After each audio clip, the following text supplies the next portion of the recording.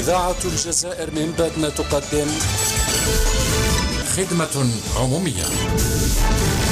خدمة عمومية برنامج يعرف المستمعين على مختلف المؤسسات ومرافق الدولة.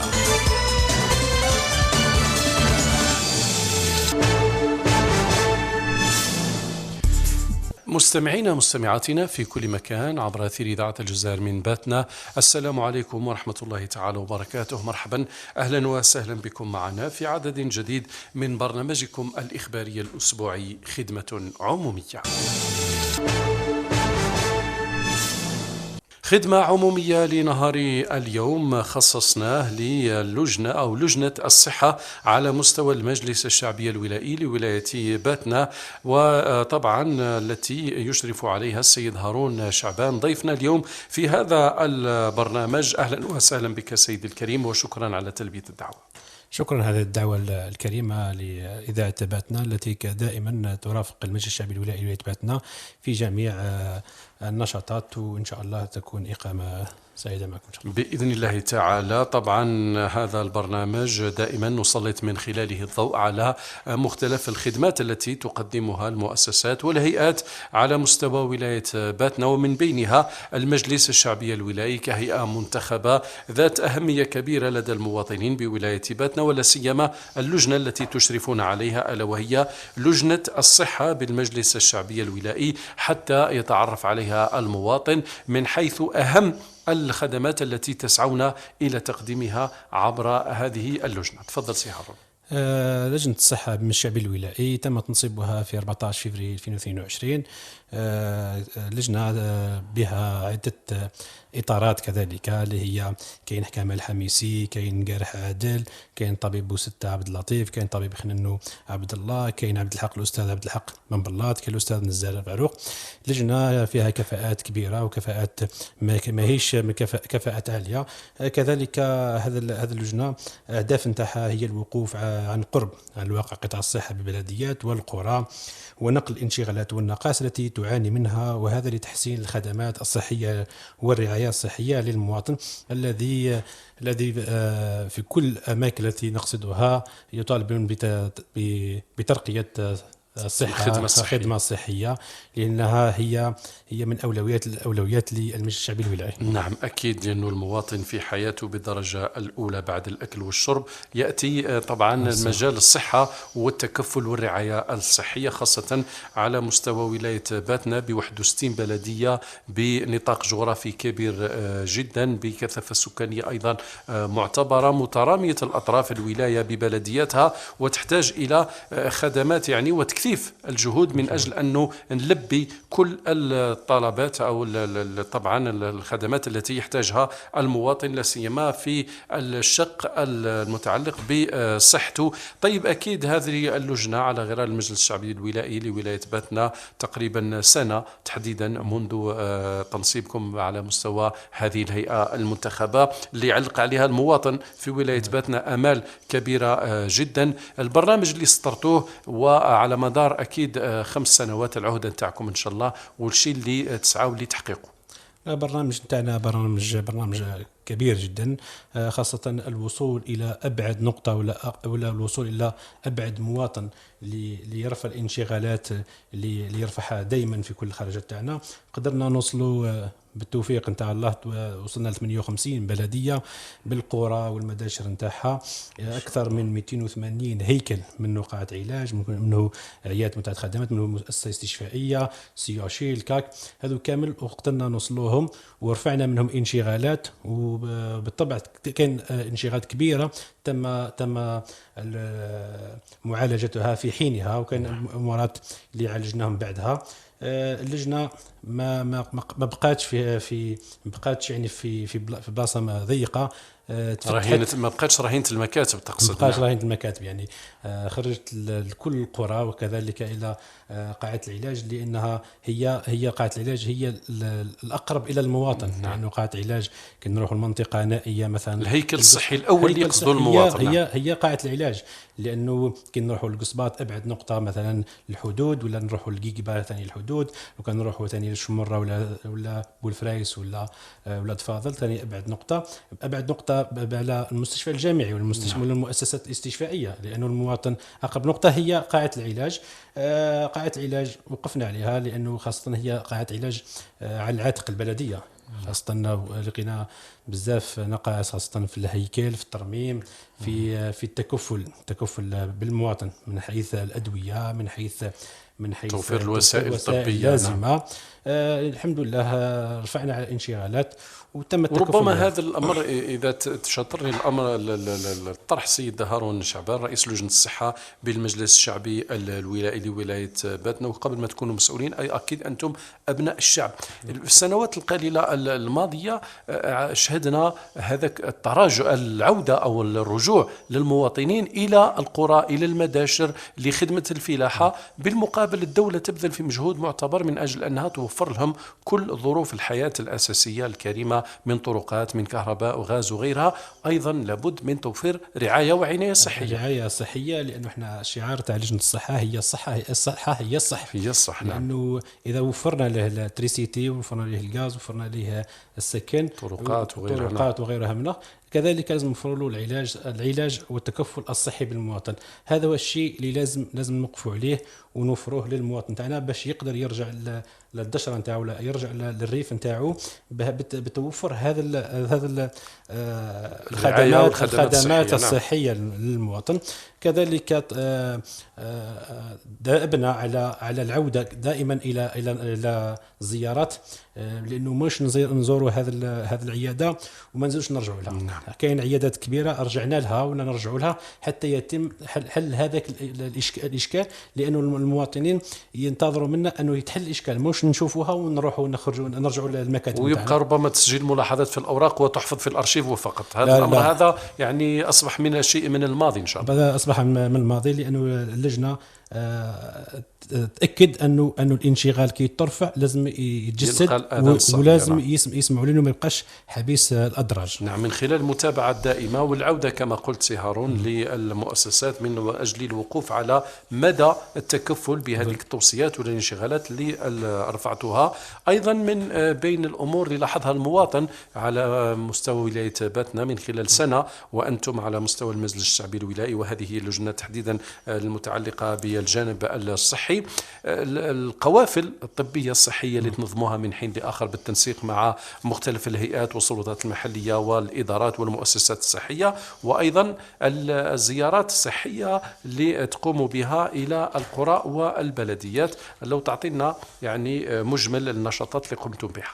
نشاطات لجنة الصحة، لأنه ممكن أول خطرة في لجنة الصحة من الشعب الولائي أنه تبادر بهذا القوافل الصحية، لأنه السيد رئيس من الشعب الولائي أحمد بومعراف يحث على وصول الخدمات الصحية لأبعد نقطة، وكذلك السهر على تقديم أو تقريب الصحة للمواطن.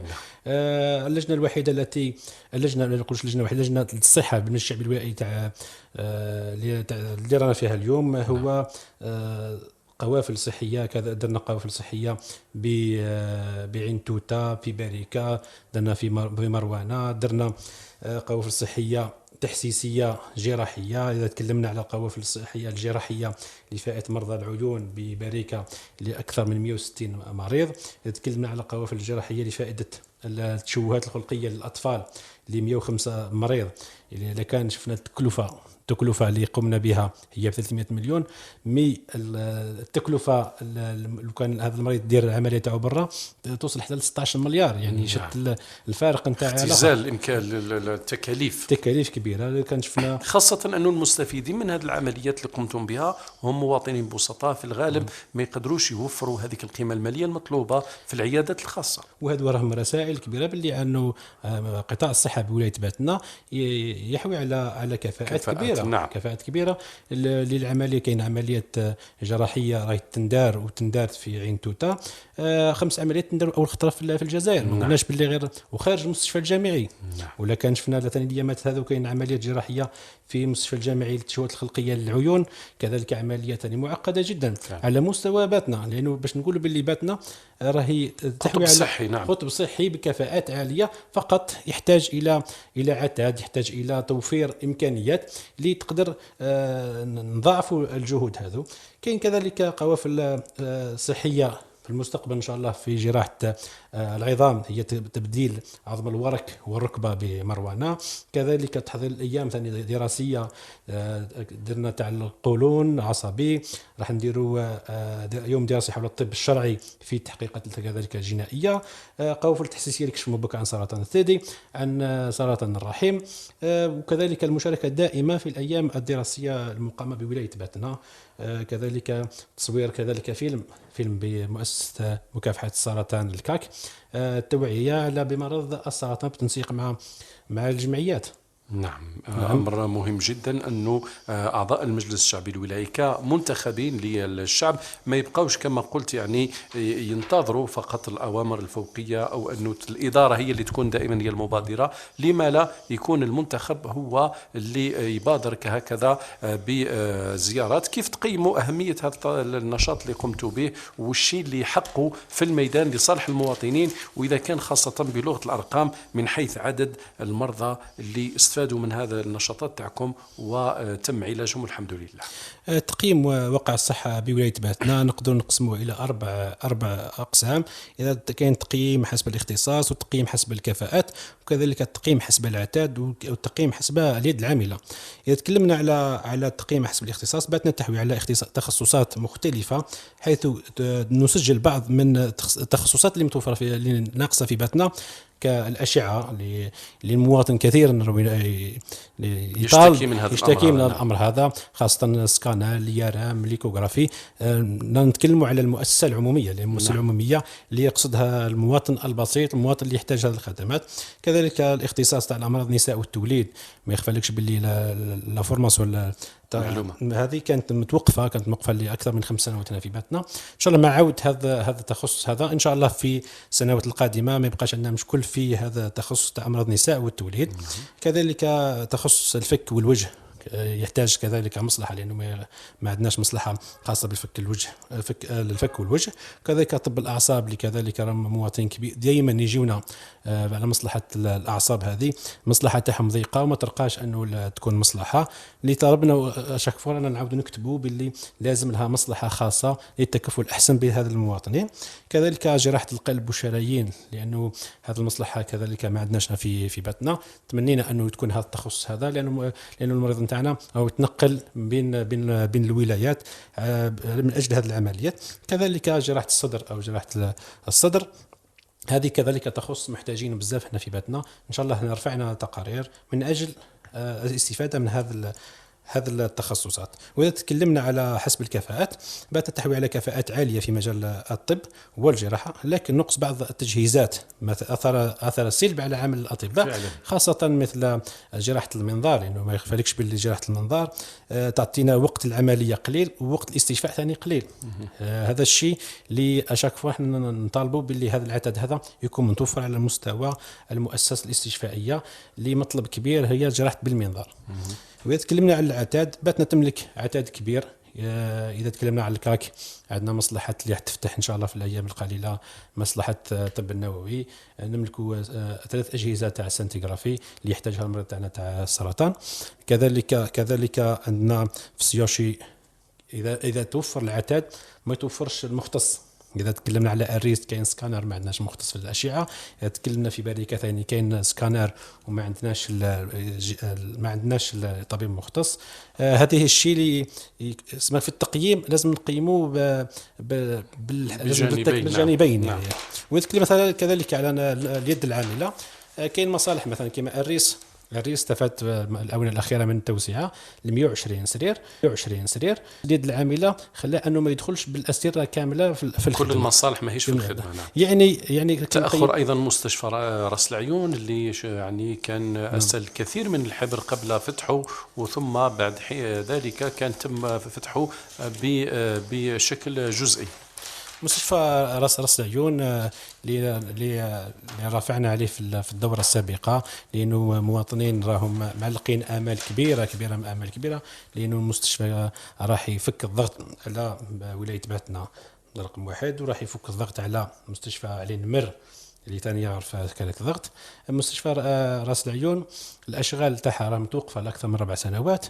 المقاولين ما التحقوش بالورشات نتاعهم، لكن حسب ما درنا اجتماع مع الامين العام للولايه ومدير الصحه راه يعني نشكره من هذا المنبر، راه يتبع في الموضوع. فقط درنا اجراءات قانونيه باش نوصلوا المشكل والمبتغى، لكن حسب التوصيات وحسب الاخر راهو اذا مشات العمليه 4 اشهر نستقبلوا هذه المؤسسه بكل مصالح نتاعها ويخدم كما تخدم النهار الاول. ان شاء الله رانا واقفين، رانا يوميا باتصالات على المستشفى راس العيون، وان شاء الله يتفتح في القريب العاجل وتستفادوا من الخدمات نتاعو. نفس الشيء ايضا الولايه استفدت في السنوات القليله الاخيره من مستشفى جديد على مستوى دائره ثنيه العابد، ايضا مستشفى ب 120 سرير بامكانيات معتبره كهيكل، ولكن بالنسبه للخدمات ربما لا زالت لا ترقى الى المستوى المطلوب. هذو كلهم مستشفيات جديده، هي ثنيه العابد، كوت ايضا ب 60 سرير، كوت كذلك مستشفيات، وبين بوزوران ثاني كذلك مستشفى جديد. ثنيه العابد تم وقوف عليها من السيد الوالي، ووقوف على عده نقائص كانت سجلوها. تم خروج لجنه خاصه لمعاينه هذه الانشغالات. قاعة العمليات بعد الخرجة الميدانية هذه، قاعة العمليات راهو الاشغال راهي جارية بنسبة 85%. تم فتح مصلحة لدياليز، مصلحة لتصفية الدم، كذلك كاين عمليات باش نفتحوا مصلحة طب الباطني، وكذلك مصلحة الأطفال. ثنية العابد ممكن جدا في القريب العاجل يكون الفتح نتاعو الكلي، لانه مصلحه ما تخفلكمش بلي ثنيه العابد المستشفى الوحيد اللي استقبل الحاله الاولى للكوفيد، لانه بتفتح بالحاله تاع الكوفيد، والاداره نتاعها على راسها المدير راهو يباشر المهام تاعو باش نفتحوا في القريب العاجل باذن الله سنه 2023 المستشفيات كامل يتفتحوا ونستفادوا من الخدمات نتاعهم. ايضا نفس الشيء بالنسبه الى دائره عين توته، ربما وين مستشفى ضيق جدا بعدد اسره قليل وبهيكل يعني قديم جدا، لازال فيه المواطنين هنا ربما يطالبوا ايضا بالاستفاده بمستشفى بسعه كبيره ايضا. نعم، خاصة من نظر الخدمات اللي قدمها المؤسسة. عين توته أصبح قطب جراحي بامتياز، خاصة نعم. في جراحة الأطفال. بالآخر بوجود طبيبة لوشان على رأس هذا المصطلح. نعم، جراحة الأطفال نعم. جراحة كبيرة وعمليات معقدة اللي تستعمل فيهم. راهم في القافلة ثاني وجدوا القافلة السادسة لجراحة التشوهات الخلقية للأطفال لأكثر من 120 مريض، لأنه التشوهات الخلقية دائما القوائم راهي الناس في الانتظار. نعم، في الانتظار. عين توته يطالبوا بمستشفى جديد أو بدراسة إنجاز توسعة للمستشفى، خاصة أن الاستعجالات ضيقة. أرضية واجدة، البلون تاعها راه واجد، إن شاء الله هذه العمليات تسجل في القريب العاجل. كذلك عندهم كذلك في عيادة التوليد ما يخفلكش بالعيادة التوليد فيها فرد قاعة عمليات، وهذا الشيء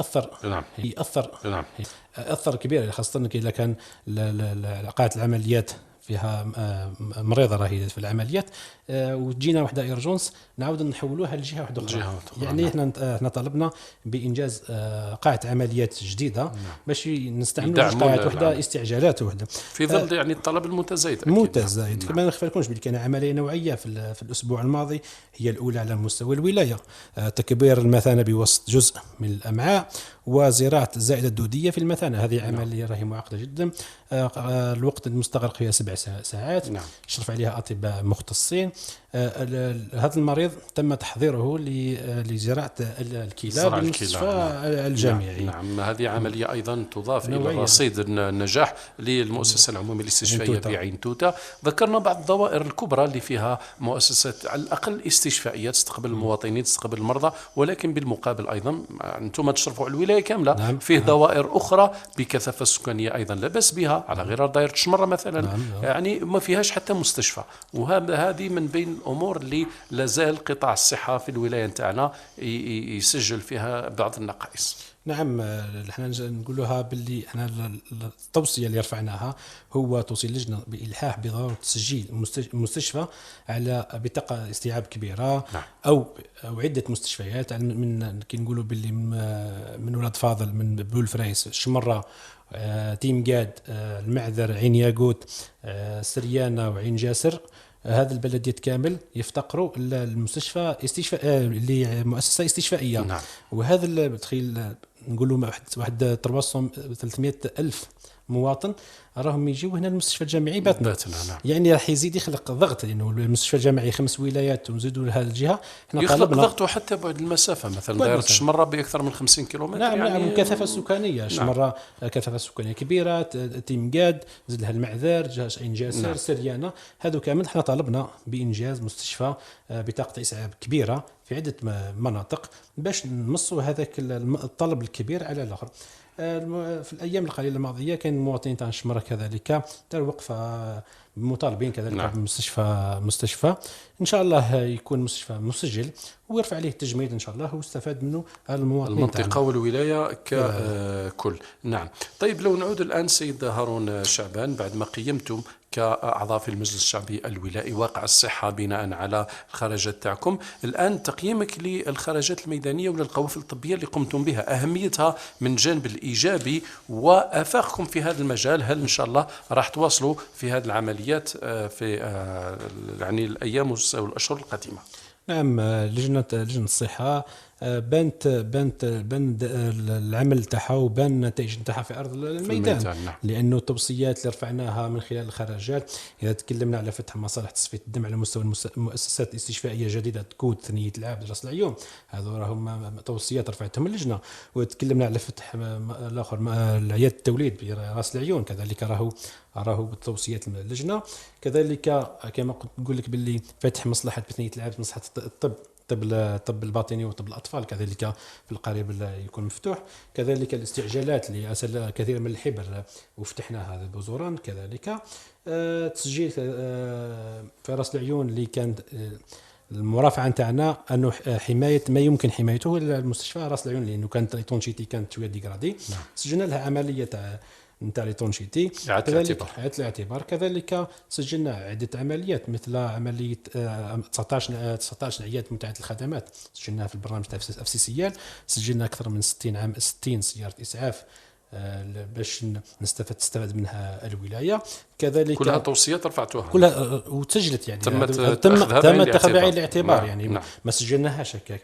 كذلك اذا تكلمنا على عيادة متعددة خدمات ولاد سلام، لانه اكثر من 3 سنوات هي كانت متوقفه فعلا. وسهرنا عليها من نهار الاول، سهرنا عليها حتى نفتحناها والحمد لله ويستفاد منها المواطن. قدم خدمات للمواطنين. فتح النقاط المناوبه على مستوى عده بلديات، في الطوب فتحنا، في بولهيلات فتحنا، في عده بلديات فتحنا نقاط مناوبه 24 ساعه على 24 ساعه.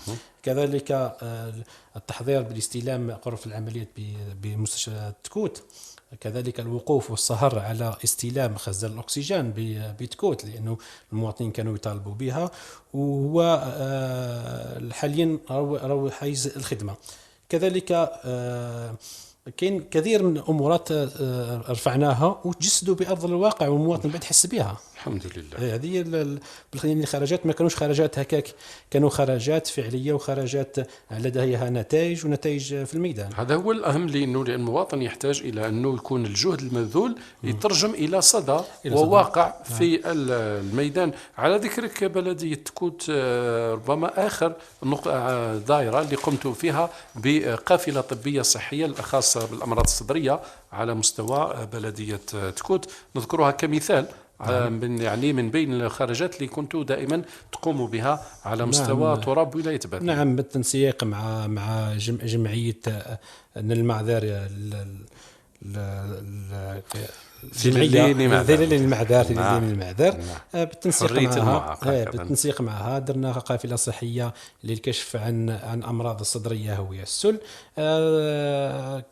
مع بلديات غسيرة، مع كيمل، وجانا مواطنين بزاف واستفادوا من الخدمات هذو مع بالتنسيق مع المؤسسه لاستشفاءات كوت والمؤسسه العموميه للصحه الجواريه كذلك الريس اللي بادرت بالاطباء نتاعها باليد العامله. كانت 4 أيام كانت كافيه انه وصلنا الى كشف على كثير من الحالات وراهم يعالجوا الان، خاصة أنه تكوت يعني تعتبر بؤرة بالنسبة للأمراض الصدرية في سنوات ماضية. نعم. وين كانوا الشباب كثيرين عانوا من هذه الأمراض، لأنه مرض سيليكوز منه يدير لنا أمراض الصدرية. وهذا الشيء احنا الجمعيات بصفة عامة كي يتواصلوا معنا يقول احنا بنديروا قوافل، احنا رفعنا قلنا باللي كل اسبوع او كل شهر تكون قافله صحيه كل شهر تجوب جميع المناطق الولايه حتى نقربوا لهم اليد العام، نقربوا لهم الصحه. لانه اخر مره درنا في مروانه قافله كبيره درناها بالتنسيق مع عده جمعيات، وصل اكبر عدد ممكن من المواطنين وابعد نقطه في مروانه واكتشفنا اكثر من 44 حاله سرطان الثدي وحالات كشف مبكر يعني نقدروا نعالجوهم ونقدروا نستفادوا. هذا الشيء اللي رانا نخدموا به هو تقريب الصحه للمواطن والاستفاده من الخدمات. نعم. وفي هذا السياق هذا رسالتكم او نداءكم اللي توجهوا به للمواطنين بصفه عامه في ولايه باتنا انهم يتواصلوا معكم من اجل تسجيل اي انشغال ورفعه، وايضا بالنسبه للجمعيات المهتمه بالجانب الصحي حتى تكثف الجهود معكم وتنسق معكم لعمليات مشابهه. نعم، احنا الابواب نتاعنا دائما مفتوحه والمجلس الشعبي الولائي مفتوح على المصراعي، يعني كل يوم ثلاثاء المجلس راه مفتوح، نستقبلوا المواطنين، نستقبلوا انشغالات تاعهم. كاين انشغالات نفتحوها ثم بعد نتصلوا ونجروا الاتصال ونفتحوها. كذلك المواطنين اللي عندهم كذلك امراض مستعصيه من اجل التكفل بهم على مستوى ولايات اخرى، يعني كاين مرضى دينام حتى الولايات اخرى باش تكفلوا بهم، لانه كما كنت نقول لك باللي كاين تخصصات ما عندناش على مستوى الولايه، لاننا طالبنا باش يكون لان تلقاو على الاقل حل مناسب. نعم، لذا تكلمنا على زراعه القوقعه، لانه كان مواطنين بزاف راهم يستناو في هذه الزراعه، وكنت دخلنا حتى مع الوزير الصناعات الصيدلانيه ورفعنا النداء انه باتنا تحتاج هذا القوقعه العمليات. وباتنا كما كنت نقول لك عندنا مختصين في الشيء هذا في الوراء، عندنا مختصين يزرعوا هذا القوقعه. لما لا نقتنيوا هذا العتاد هذا ونديروا لولادنا، لانه ما يخفلش باللي كي يكون مريض ما يسمعش كي نديروا له القوقعه نزرعوا له القوقعه بعد يرجع يسمع يولي يهدر ويرجع انسان مواطن عادي. نعم تحتاج الى رعايه وجهد فقط ربما احيانا يكون بسيط حتى نتكفلوا بهذه الحالات ونرجعوا البسمه للمواطنين تاعنا. لانه المواطن تاعنا يحتاجنا نوقفوا معاه، ماناش احنا ثاني كذلك مواطنين، ماناش المواطنين وفي خدمه المواطن ونسمعوه ونعالجوا المشاكل تاعو. ولكن في المنصب اللي راكم فيه ممثلين للمواطنين في المجلس الشعبي الولائي، لازم تقوموا بالدور تاعكم من اجل انه نحسنوا الخدمات المقدمه للمواطن في هذا الجانب الصحي. نعم. اما الجمعيات احنا مرافقين لهم ونشاركوهم في كل النشاطات نتاعنا الصحيه التوعويه القوافل الصحيه الايام الدراسيه اللي نستفادوا منها كمنتخبين، نستفادوا من، لانه ما يخفالكش باللي كيجينا مختص نستفادوا كذلك من الخبره نتاعو التجربه تاعو. عندنا اطارات هنا في باتنا رانا نحكوا معاهم، كان حاجه ما نعرفوهاش نوليو نعرفوها من عنده، وين عندنا الطريق اللي نقدروا نوصلوا بها بهذاك الاشكال كيفاش نحلوه. هذه الخدمات اللي نمشيو معها. نعم. طيب جميل جدا. الان نمر الى نقطه تتعلق بالتنسيق بينكم كهيئه منتخبه والهيئه التنفيذيه، بداية طبعا بالسيد والي الولاية وكل الإدارات ولا سيما القائمين على مديرية الصحة ومدراء مختلف المؤسسات الصحية. جسور التواصل بينكم وبينهم كيف تنسقوا العمل معهم والآفاق تاع التعاون مع الإدارة في هذا الجانب؟ نعم، احنا التنسيق مستمر ويومي مع المدراء المؤسسات الاستشفائيه والمؤسسات العموميه الجواريه لرفع الانشغالات اللي ما يقدروش انه هما ينفذوهم. احنا نحاولوا نرفعوها عن طريق توصيات، عن طريق مراسلات، عن طريق المجلس الشعبي الولائي الى المدير التنفيذي. المدير على رئيس المدير الصحه هو كذلك شريك معنا، نسقوا معاه اي حاجه اللي توصلنا للمجلس نتصلوا به. هو كاين حوايج ما يعرفهمش نبلغوه بهم، يولي يعرفهم. كاين حوايج يعرفهم يقول راني اتخذت معهم اجراءات. ما محتاج المواطن باش كي نبلغوه بالاجابه تكون اجابه كافيه ووافيه. وكذلك نديروا معهم جلسات للمستقبل. كيف تبغي انت نرقيو هذا الصحه، التحسين والترقيه. نعم، هذا هو الهدف التحسين الأساسي. والترقيه تاع الصحه للمواطن. واش تبغي منا حنايا، واش تقدر انت دير؟ هذه بيناتنا نعم. حتى التنسيق يكون بيناتنا. تبادل في الافكار، انت واش خصك تعاون مثمر. انت واش خصك، انت ما عندكش مختص، حنا ندخلوا ونجيبوا المختصين بالعلاقات ندخلوهم من لباتنا وتستفاد وتفتح لنا هذا المصالح باش يستفاد منه المواطن. نعم. اما باش تبقى منغالق على روحك وما تعطيناش الانشغالات اللي عندك، والمواطنين يجيو عندنا يقول لك هذه كي ما تمشيش، وين اتصلوا بك تقول لنا باللي سي بون مليحه. حنا المواطنين سياسه توفا بيان، يعني ما تدينا حتى الجهه. لا حنا اليوم كان المديرين هذو رانا شركاء معاهم في خدمه المواطن. ما عندنا حتى حاجه معه. عندك خدمه عموميه تقدمها للمواطن، المواطن كي يستفاد منها راه ما يكون حتى مشكل. هي الاساس. نعم. هذه الاساس وذيك هي الفائده ان شاء الله. طيب، لقيتوا اذان صاغيه الحمد لله، تجاوب بالنسبه للمديرين؟ نعم، كاين تجاوب كبير. جميع العمال تاع رؤساء المصالح تاع مديريه الصحه او مؤسسه العموميه، كاين تجاوب كبير معهم. كاين امورات المواطن كيجي عندنا حنا نتصلوا معهم يحلوا لنا مشاكل. كاين مواطنين يتصلوا بنا اذا عنده اشكال في علاج او في عمليه، نسقوا معهم باش الخدمه العموميه تكون ماشيه ويوصل الانشغال تاع المواطن الى اعلى هرم. نعم. طيب، في هذا السياق اخر ربما خرج لكم مع السيد والي الولايه لدائره نقاوس. نعم.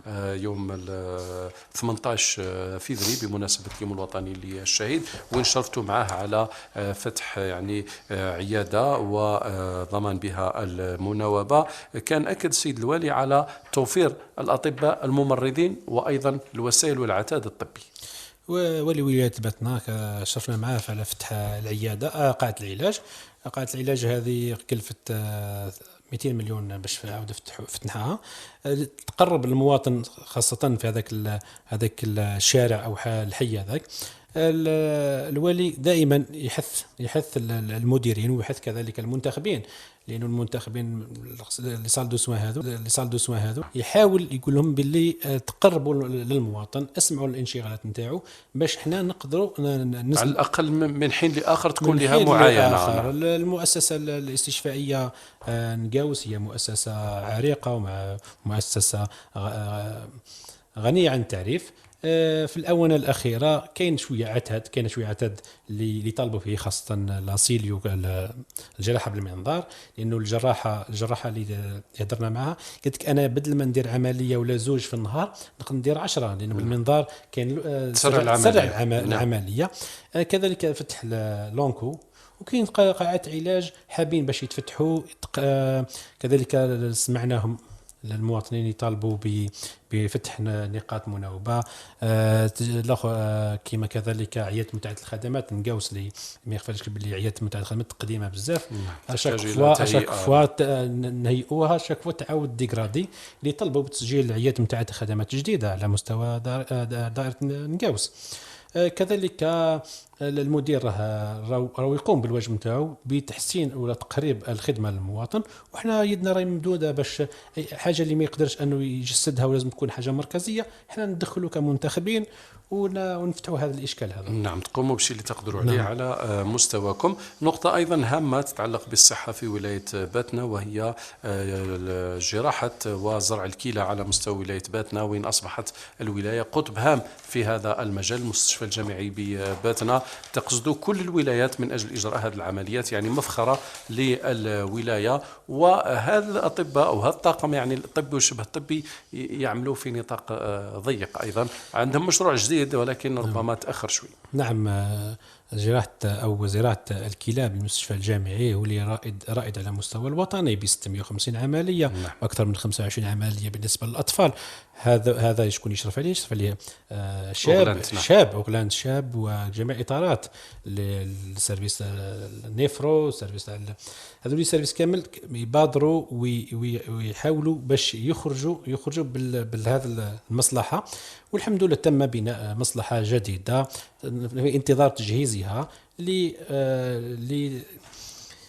عما قريب ان شاء الله، عما باش قريب تكون ان شاء الله، عملية ان شاء الله. عما قريب ان شاء الله تدخل في الخدمه اللي يستفيد منها المواطن تاعنا، وان شاء الله هذا بالتوفيق لهذا الاطارات، الفريق هذا. هذا الاطارات ان شاء الله، وندعموهم ونتابعوهم باش يقدمون اكبر عدد ممكن من العمليات ويستفيد منها المواطن تاعنا. نعم. وفي هذا السياق كانت لكم مبادرة كمجلس شعبي ولائي، وخاصة لجنة الصحة بالمجلس الشعبي الولائي، لتكريم الأطقم الطبية بالمستشفى الجامعي بباتنا، وعلى رأسهم السيد مدير المستشفى. نعم، كرمناهم في الدورة الماضية. للأسف ما حضروش لأنه كانت عندهم عملية نوعية بالمستشفى العسكري بالنعجة. كرمنا المدير ومدير الصحة ومدير المستشفى الجامعي على هذا المبادرات وهذا العمل، مجهود اللي قاموا به. نعم.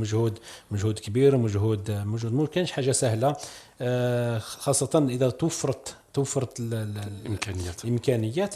راح يبدعوا لنا هذا الشباب، وحنا دائما نقول لك اللي يدينا راه ممدودين من الشعب الولائي، ممدود لهذا الاطباء باش نرفعوا المستوى نتاع الصحه بالمواطن بباتنا. نعم. طيب الان بالنسبه الى التقرير اللي اعدته لجنه الصحه بالمجلس الشعبي الولائي حول واقع قطاع الصحه في ولايه باتنا، واهم النقاط اللي ضمنها التقرير تاعكم. نعم، تقرير حول الصحة بولاية باتنا الذي تم عرضه بالدورة العادية الثانية للمجلس الشعبي الولائي ب7 جويلية.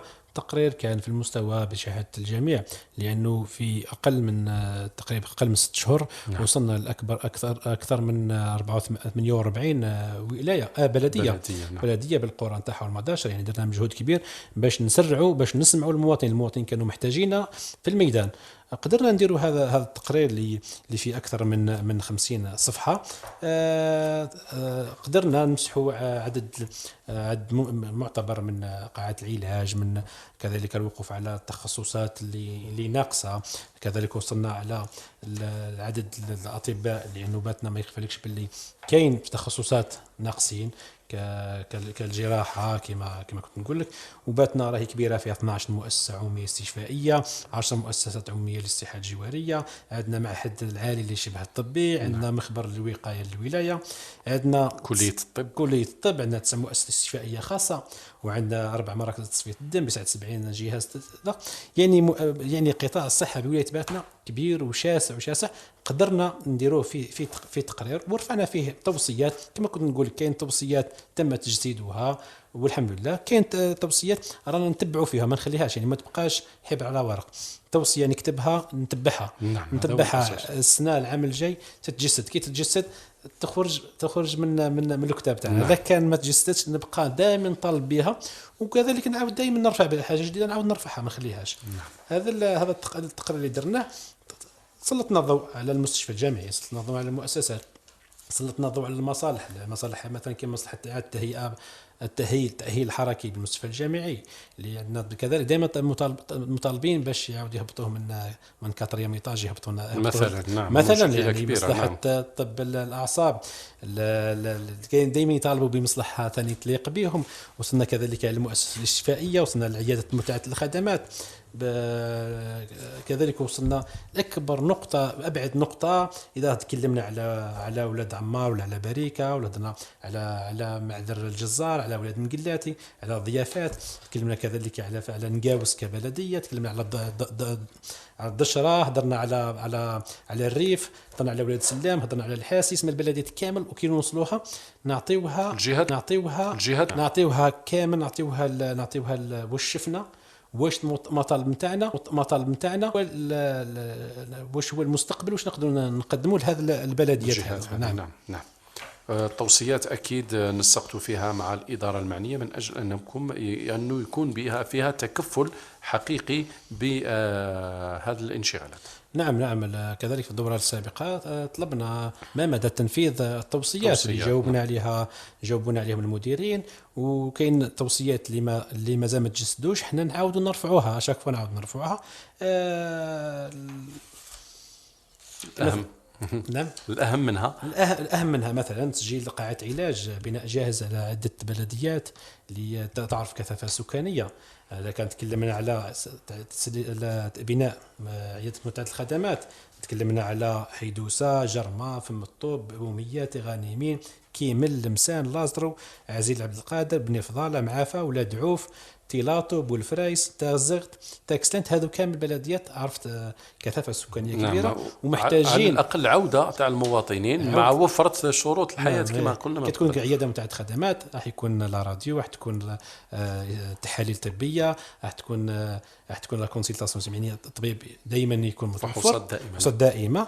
هذا ايضا مهم جدا انه تكون مصلحه للامومه والطفوله، تتكفل بالنساء الحوامل والاطفال الرضع والصغار. نعم, نعم احنا طلبنا تلقيحات اللازمه للاطفال. نعم احنا طلبنا كي تكون عياده متعدده الخدمات تبنى جديده ندمجوا فيها عياده التوليد، لانه تحتاج انساج فام، والمؤسسه الاستشفاء المتخصصه قريبه لها. نعم. هذا الشيء اللي طلبناه. كذلك طلبنا وتلح، يعني كي نقولوا باللي توصي وتلح على الفحوصات الطبيه المتخصصه، لانه ما يخفالكش باللي طبيب مختص باش نشوفوا لازم نشوفوا غير في الولايه، نطالبوا باش يكون على مستوى العيادات المتخدمات، على مستوى البلديات والدوائر. نعم.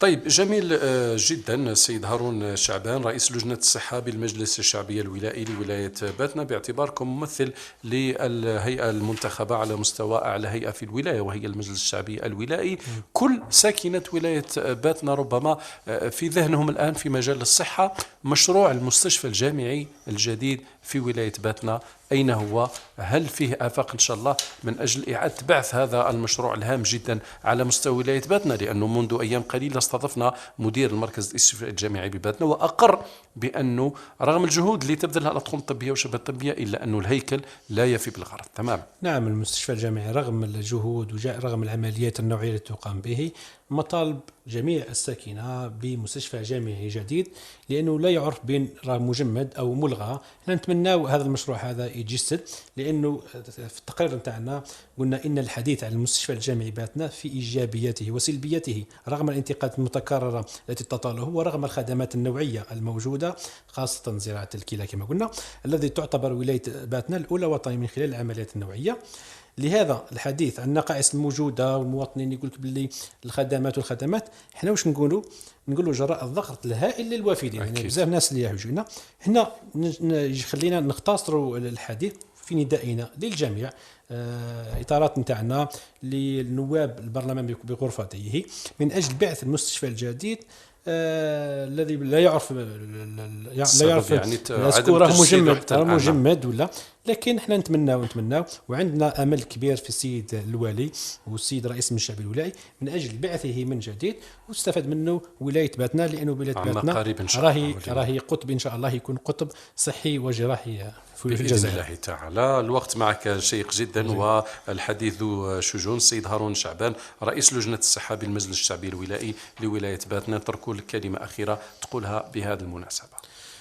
كلمة أخيرة هي المجلس الشعبي الولائي برئاسة السيد أحمد بن معراف في خدمة المواطن، وأبواب المجلس الشعبي الولائي راهي مفتوحة للجميع للوقوف دائما بجانب المواطن، لأنه هو مواطن محتاجنا في كل الظروف وكل الأوقات إن شاء الله بإذن الله تعالى.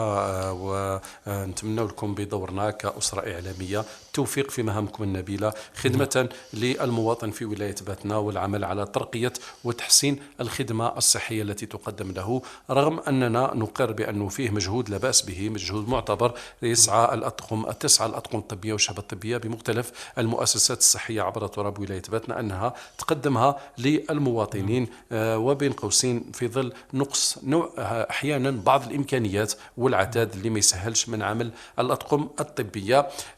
مرة أخيرة نشكرك سيد هارون شعبان. إضافة نعم.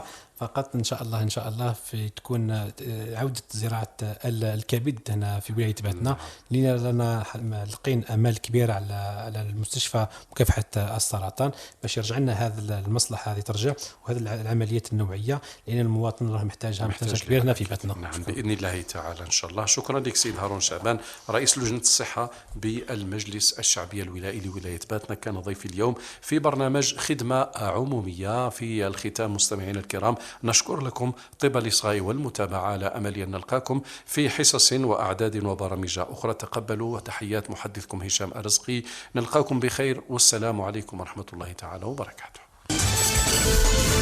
خدمة عمومية.